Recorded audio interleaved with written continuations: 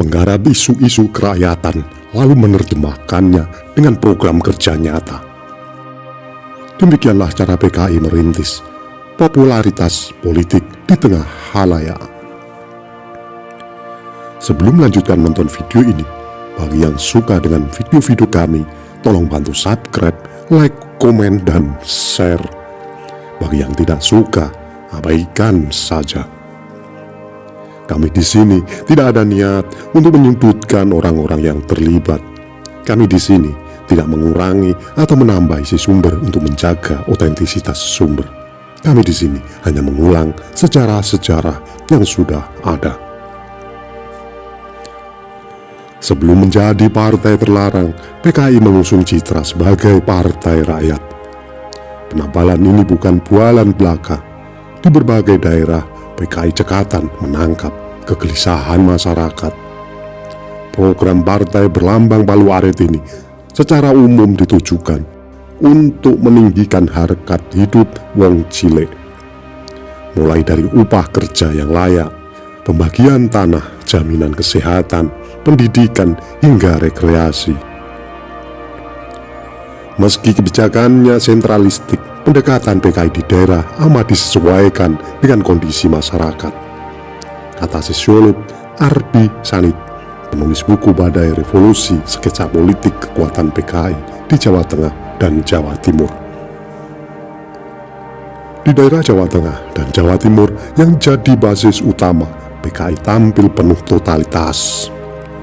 Biaya besar tidak segan digelontorkan untuk mendanai kegiatan.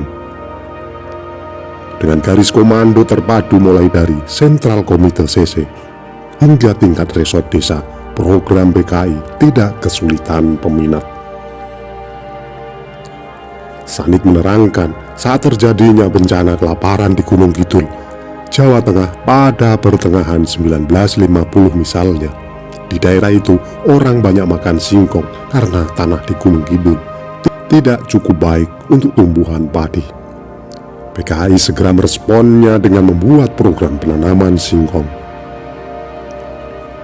Kalau lagi musim mainan anak layang-layang, PKI bagi-bagi layang gratis. Nanti keluarga yang terima layang-layang itu dicatat sebagai penerima dan terdaftar sebagai anggota PKI. Siapa yang pernah terdaftar ada urusannya dengan PKI, itu dianggap jadi anggota, ujar Sanit. Salah satu program PKI untuk rakyat tersuah dalam Berita Harian Rakyat 25 Juli 1957 yang menggarap isu kesenian dan kesehatan. Program pengembangan kesenian daerah, nutruk, dan program air minum bersih, demikianlah tulisan Harian Rakyat yang merupakan artisan PKI tersebut. Agenda itu merupakan sedikit dari program PKI di daerah Jawa Timur yang dikemas secara populis.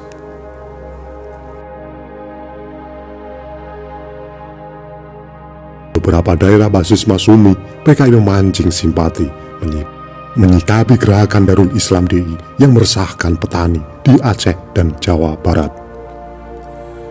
PKI menyerukan penyitaan tanah milik para pengikut DI, sembari menjanjikan pembagian tanah tersebut kepada petani miskin. Pemuda rakyat dimobilisasi sebagai mitra TNI. Kota Gede sebagai kota kecil di Yogyakarta yang juga basis Masumi, penetrasi PKI juga ikut masuk. Di sana menurut Mutiah Amini dalam Komunis di Kota Santri, politik lokal Kota Gede pada 1950 sampai 1960-an, termuat di buku Antara Daerah dan Negara Indonesia tahun 1950-an. Aksi sosial PKI bahkan tidak pandang bulu. Kader PKI secara terang-terangan membantu Muhammadiyah dengan membangun sarana publik seperti rumah bersalin dan balai kesejahteraan ibu dan anak. Hal ini dilakukan sebagai tanda terima kasih para kader yang pernah mengenyam pendidikan dasar Muhammadiyah di kota itu. Sementara di Sumatera, basis massa PKI meliputi buruh-buruh perkebunan. Pengaruh komunis berkembang pesat di kawasan transmigrasi seperti di Sumatera Timur, kawasan Deli, Sumatera Selatan, dan Lampung. hampir sama seperti di Jawa. PKI giat memperjuangkan nasib buruh kebun ini melalui Serikat Buruh Partisannya, Serikat Buruh Perkebunan Republik Indonesia, Sarbupri. Di Kalimantan, PKI bergerak lebih fleksibel, kendati anti-sukisme yang cenderung feodal. PKI berupaya menarik simpati etnis Dayak dengan menyokong pembentukan Provinsi Kalimantan Tengah. Sikap ini menurut Gray Franklin Kent dalam mengkolonisasi Borneo, pembentukan Provinsi Dayak di Kalimantan masih dalam antara daerah dan negara, didorong oleh keinginan untuk membendung pengaruh Masungi yang kuat di Kalimantan Selatan. Ketika Provinsi Kalimantan Tengah terbentuk pada 1957, cabang PKI telah punya basis yang kuat di Barito. Yang menarik, mayoritas massa PKI adalah petani Dayak yang punya tanah dan orang-orang Kristen. Sampai tahun 1959, ternyata sudah banyak anggota jemaat yang menjadi anggota PKI dan malahan hampir semua tokoh pimpinan PKI di daerah Kalimantan Tengah adalah orang-orang Kristen. Tulis pendeta Dr. Fridolin Ukur dalam Sejarah Gereja Kalimantan Evangelis sejak tahun 1835.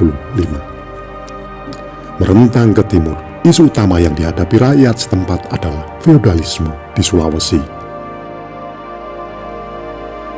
Di Sulawesi, PKI mengakomodasi gugatan masyarakat terhadap elit tradisional yang menguasai sebagian besar lahan tanah.